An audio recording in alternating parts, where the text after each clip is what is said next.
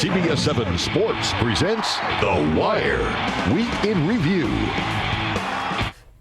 Welcome into The Wire. Thanks for staying up late with us tonight. I'm Marshall Hughes. Each week we bring you the latest in sports, both around the country and right here in the Permian Basin. The top story this week was not an enjoyable one. The Permian boys basketball team rallied together after school administrators found that two of the players were academically ineligible. As a result, the Panthers were forced to forfeit their first-round playoff game along with the district title. Head coach Danny Wright was placed on administrative leave the same day. Now, rather than throwing in the towel, this story transformed into one that was no longer about one coach, but a team and community who stuck by his side as administrators tried to answer why a pair of failing grades fell through the cracks.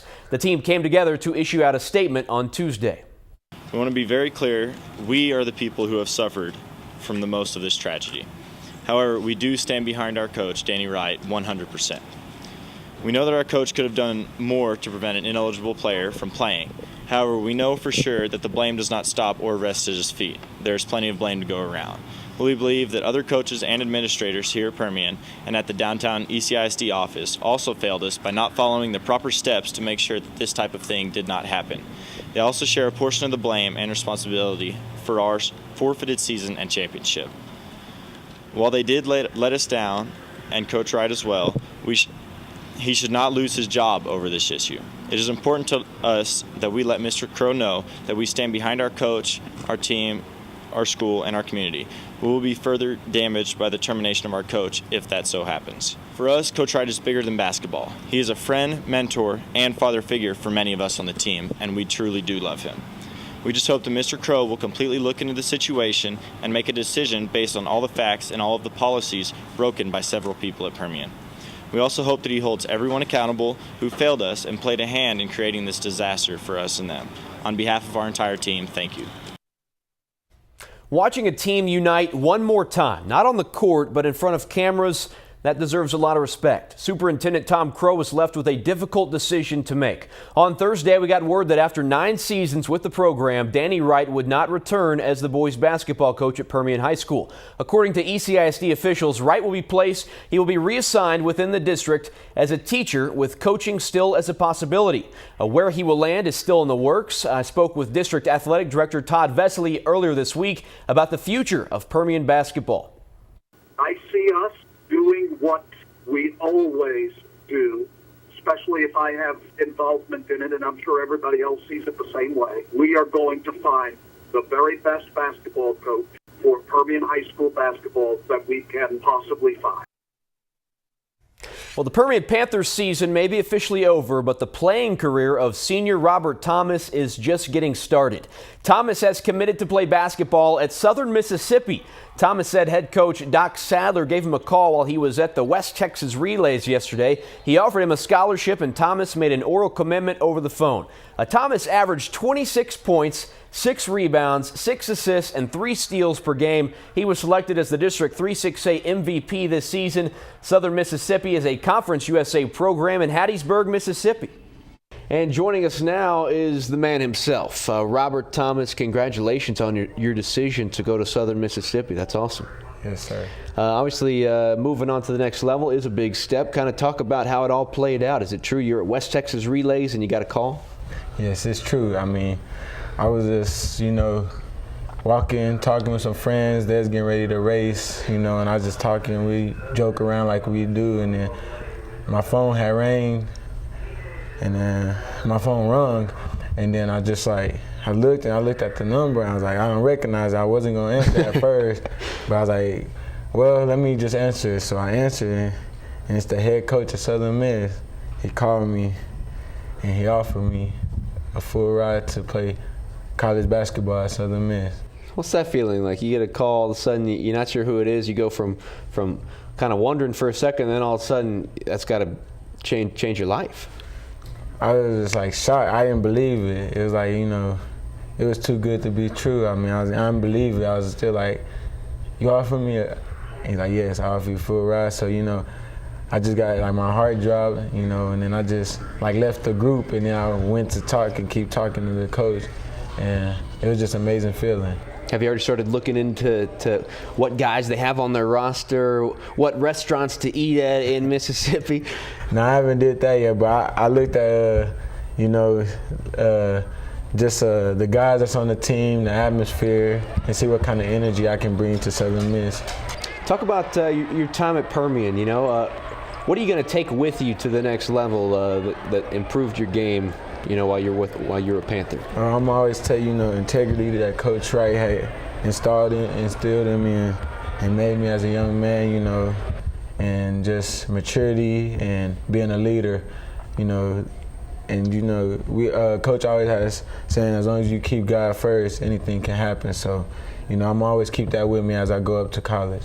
Yeah, when I first started here in West Texas, you were kind of the facilitator. You like to pass, you like to do the alley-oops and get your teammates involved. Your senior year, you stepped up your leadership, 26 points per game. I said that to you earlier. You had a smile on your face. That's obviously something that's got to be pretty cool. And moving on to the next level, what part of your game do you like the most? Do you like being that facilitator guy, or you like the guy when the clock's ticking down, you want the ball in your hands? It just depends, but most of the time I like being the person that can pass it and share the love with my teammates. And, going to the next level would be much easier for me. But I also like being a man in situations. So, it's going to go both. I like it both, Yeah, yes, and sir. Southern Miss is definitely a team. Conference USA, before you know it, you could be doing your thing at March Madness. Is that weird to think about right now? Is it just, you just talked to the coach yesterday. Now I'm talking to you about a national tournament, college basketball. Has it sunk in yet? It's a dream come true, and now that you live in the dream, now I want to, accomplish my dream, and that's to go to the national championship or, the national tournament. So, I'm putting the hard work. I'm not done yet, so yeah, it's crazy though to think that. Yeah, your career is just getting started, man. Thanks so much for coming to the studio. Really appreciate your time, and good luck to you. Appreciate it. Thank you. Well, one thing is for sure, Southern Mississippi is getting a great athlete and a great kid. I've always heard the saying, time flies when you're having fun. I think that is spot on. I feel like I was just here a few months ago talking about the Garden City girls basketball team. They were poised to make a run to a state title. That Lady Bearcat squad ended the season in the regional tournament, but here we are 1 year later, and Garden City made it to state. The Lady Bearcats taking on Lipan for the right to play in the Class 1A championship game, and they started off a little cold. Garden City missed the first 8 shots. That's Holly Hoffman getting it going for the Lady Bearcats in front of a big student section for Garden City. Later on, more from Hoffman down low, the layup, but the Bearcats could not stop Lipan's Lainey Roberts. She came in averaging 30 points per game. There she is with another bucket as Lipan opened up the game hot. The Bearcats fall 55-28. That's a tough loss to cap off another remarkable season for Garden City. So out of 35 high school basketball programs in the Permian Basin, the Grady Wildcats are the last one standing. On Friday, the 4th-ranked Wildcats put their season on the line in Abilene. It was a regional semifinal game against 12th-ranked Jayton at Abilene Christian, and Grady would start hot, pushing the tempo. It's E.J. Rodriguez to outside on the baseline. It's a 3-ball from Bo Lucas. He's extending the lead. Later on, Jayton's going to respond with a layup. That finished with the right hand. Check out this wild play, though, coming your way. Grady almost loses the fast break pass. That's Joseph Brazano saving it. Lands in the hands of Cole Avery. He's going to top it off with a fadeaway jumper looking smooth. Grady hangs on for a 58-41 win over Jayton. So that takes us to Saturday. Grady in the regional championship taking on Menard for the right to head to state. Late first half, Wildcats up 5. You got Bo Lucas with the crossover fadeaway 3 making buckets. Grady would head to the locker room up 12. Third quarter, Menard fighting back, the feed to Garrett Emmons, and he knocks down the jumper. Yellowcats cut the lead to 4, but Grady begins to pull away. You got Braden Jones hitting from downtown. Oh, that is money. More Grady coming your way soon and often. Solid post play opening things up. Dylan Polson going in untouched and scores. And next possession, the big fella just kept on rolling. Polson using his body gets right to the hoop for the lay-in. Wildcats up 41-35. And Grady goes on to punch its ticket to state.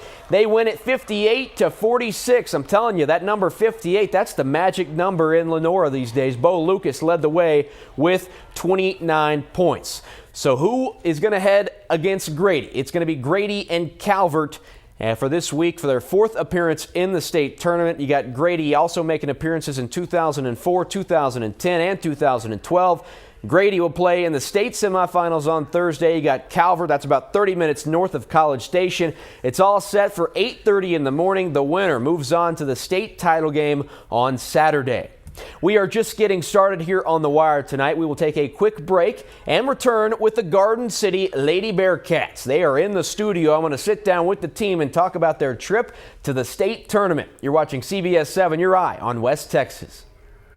Hey guys, welcome back to The Wire. In the studio, we got the Garden City Lady Bearcats. They've returned safely from their trip to San Antonio for the girls' state tournament, making their appearance at the state tournament. That's awesome. Thanks so much, guys, for joining us. We got Holly Hoffman, Bradley Schaefer, as well as Chris Sumrall, 2 seniors that you're going to be losing, Coach. That's got to be tough. It is. 2 kids that have started for us for 3 years in a row, done a great job. Everything we've asked them to do, and so when the horn went off and they weren't going to play anymore, that was a bitter pill to swallow. Yeah, for you guys, senior years, just talk about making it to the state tournament. What is that feeling like for someone that's been training so hard, at least 4 years and beyond that, to make it to that level? It's been fun. We've ever since we were little, we've played YMCA and many other different games, I guess. Mm-hmm. It's been fun. We've worked hard, and we wanted to get to the state tournament, so that was good that we got there. Same for you, Bradley? Pretty much. Yeah, have y'all been on the same team, for a long time? Yes. Forever. I think, last season, the starting 5 were all related one way or the other. Your last name's Hoffman. I know there's a lot of Hoffmans in Garden City. Tell me about that. Why are so many Hoffmans? They're not just in Garden City, but they're all really athletic. There's a bunch of us, and basketball's always been one of our most favorite sports, I guess. We've always enjoyed it, and it's always been fun. So. Same goes for the Schaefers, somehow related to the Hoffmans. They all tie in together. Yeah. Is there some sort of history that dates back to just... No, I don't really know how far back, but I'm pretty sure it goes far further than what I know. Bradley, talk about your time in San Antonio as a team. How cool is it for the Lady Bearcats to be in that spot? Yep, it was awesome. It was like a dream come true because ever since we were tiny, we dreamed about playing in the state basketball tournament, and that's all we ever wanted. So to finally get there and that be us, that was really cool. And obviously coming up a little bit short against a good team, but at the same time you got to be feeling good about where you're leaving this program, right? Yes. We knew they were a good team, and we went out there and we played hard. We did what we could, and it's all right. We fell a little short, but it was still awesome being there. So. Bradley, talk about kind of leaving a legacy almost. Your senior year, is this something that you have a lot of kids coming up and saying that, they look up to you and they want to do the exact same thing? Does that feel good, obviously going out your senior year? That's awesome, just because I remember whenever I was that little kid that was watching, and for me to be also on the other end, it's really cool. Yeah, Coach, talk a little bit about that. Obviously, as the coach, you're going to be having some more kids come into the program that want to do the exact same thing as Holly and Bradley. Build off of that. Well, I know, talking to these kids a little bit, that they were there with the 07 team that went, and my wife teaches 2nd grade, and I think there were, if there 7 girls in that class, I think 5 of them were in San Antonio watching us play. So you see those kids, our junior high kids, the kids that we brought up from the JV, all of them getting to experience that and see it firsthand. I think it's something that they can look at somebody that they know and say, hey, listen, maybe that's something I can do in the future. And hopefully that's something that we'll get to do again. Give us an inside look with all these players growing up in a small town. How good is that team chemistry? Because obviously when you have kind of a bigger city, bigger team, there can be kids that live, farther away, but Garden City is such a tight-knit community. The chemistry has to be really good on that team. It is, but it's still, it's like any other team. It's still something that has to be worked on. Our team chemistry wasn't great all year. I think the girls will tell you that. But it seemed like about a month or so ago, it seemed to all kind of come together for us, and just kind of at the right time. But it's still something that you have to work on. But once you get it going, it has the potential to be a lot tighter, I think, than maybe other places. Now that you've made it to the state tournament and you've come back to San Antonio, do you think that as a team that you've built some relationships that'll last a lifetime with these, other girls on your team? I think so. At the beginning of the year, we had we had a family come in with 2 girls, and it was good to get to know them and become closer with them. We all tried to come as close as we could because we knew that we wanted to get something done, and if we weren't together as a team, we didn't know how far we could get. But coming together and just all getting closer, it was a lot of fun. Now, all of a sudden, basketball goes in the rearview mirror, and we're talking rodeo, and we're talking pigs. I think this is so cool. Both Holly and Braley are a part of the 4-H in Garden City, both raising over 200 pigs, and they've both picked out one to head to the Houston Livestock Show and Rodeo. Tell me a little bit about that. You've been, raising pigs. How long? The ones we show are only 6 months old, so we only have these particular ones for 6 months. The moms we have are maybe 4 or 5 years old, so we've had those for a while. I've been showing for 10 years now, so it's just kind of part of our lifestyle. And when we're not playing basketball, we're outside with them and working with them. That's all. It's fun too. So do you think you have the one of the winning pigs coming from Garden City this year? I hope so. I hope so. What goes into training a pig? I guess it's kind of like basketball. You have to work on them every single day, or they're not good. Like, you have to go outside and teach them how to walk, so that whenever you show them, they show the best to their potential. Well, good luck to both your pigs. Thanks so much for joining us here. Congratulations once again on a stellar season. We're going to be right back after this. Thanks so much to the Garden City Lady Bearcats. The Wire returns next right here on CBS 7.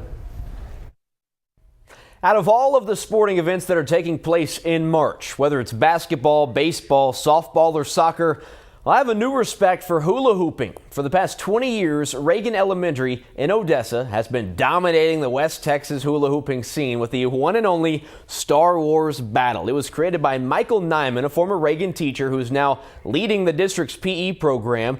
And on Thursday, close to 300 Reagan Elementary students who made it to the final day of competition stepped inside of a hoop and went to work. From kindergartners to 6th graders, the point of this competition is to be the last one hooping. Hula hoop is a staple out here at Reagan Elementary, and we can just throw out some hula hoops and they get started and they're working on their fitness and having fun with it. It's a good lesson. They're learning to compete and have fun at the same time and learn how to compete in an appropriate manner. It teaches the kids a lot of teamwork. It teaches them to problem solve and strategize while they're going, choosing the opponent that they want to go for.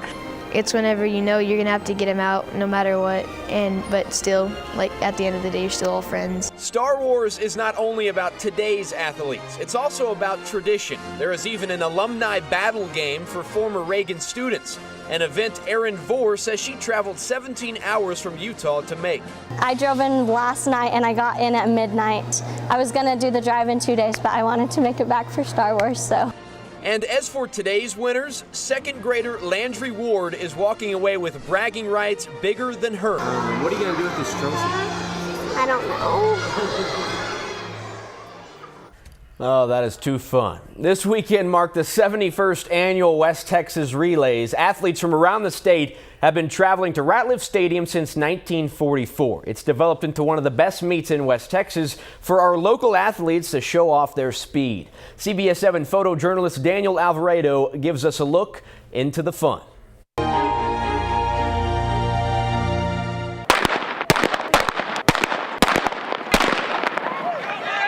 We finished last year at regionals. That was our last one. We qualified to go there, and that's our goal again, try to get to state this year. They do compete at the highest level, and many of them go on, maybe to state and this type of thing. So it's good for everybody that participates, regardless of whether they're a winner or not. It was very good. Got to see a lot of people here. It was just great. It was good. And for the second year in a row, Cedar Hill runs past the competition on the boys' results. 47 points above second place Midland. The Bulldogs had a nice showing, though. They were led by runners Bryce Hoppel and Ruben Guerra, along with pole vaulter Slade Harrell. On the girls' end, Cedar Hill took the top prize as well. That's for their first West Texas Relays win in school history.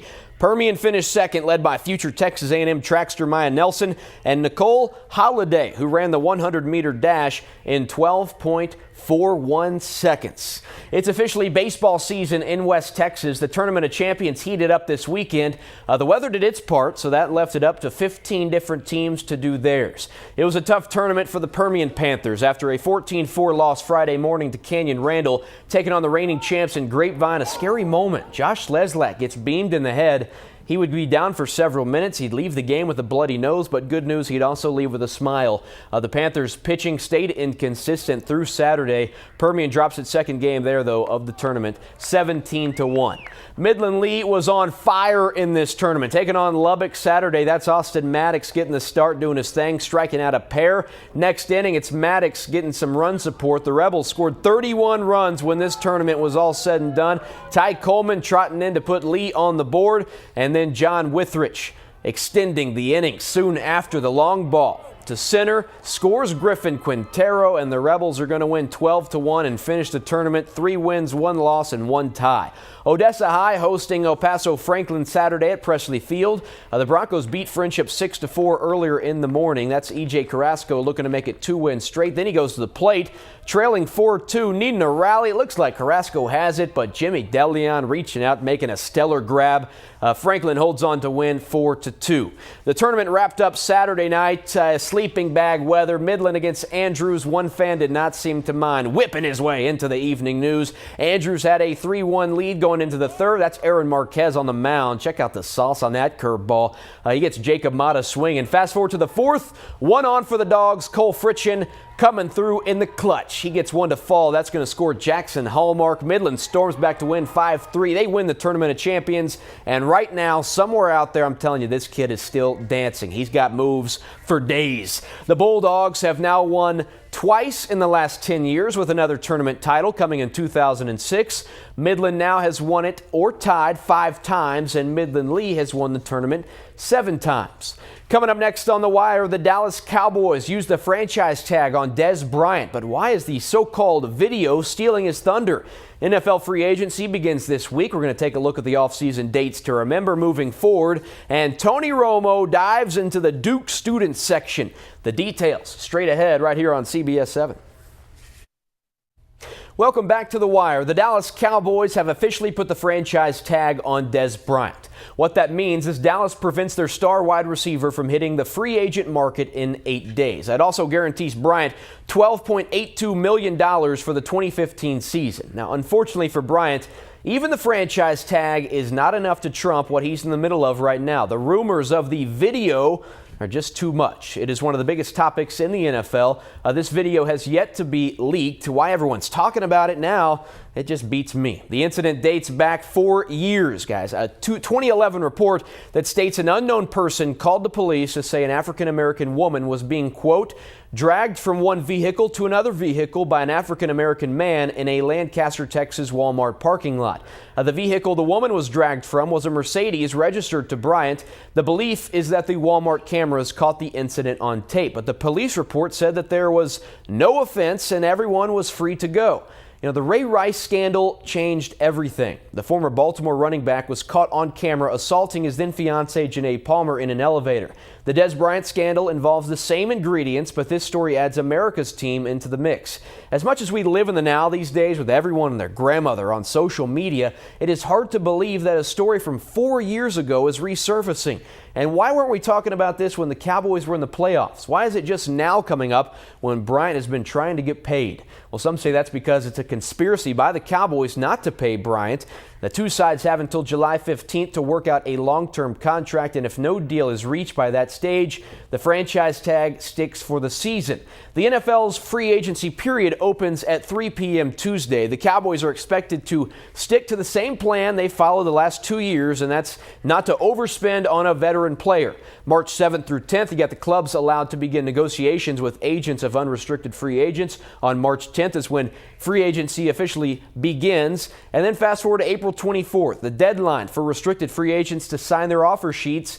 And the NFL draft this year in Chicago for the first time, set to go down on April 30th through May 2nd. In the meantime, Tony Romo went back to college. The Cowboys quarterback traveling to a Duke basketball game Wednesday with DeMarco Murray, Jason Witten, and Jason Garrett. And when you're at a Duke game, you're Tony Romo, you take advantage of what you're allowed to do. Romo turned back into a 20-year-old kid for the night. He joined the Cameron Crazies in the student section. Duke went on to win that game against Wake Forest 94-51. Coming up next on The Wire, it's time for some highlights of the week. You're watching CBS 7, your eye on West Texas sports. Don't go anywhere.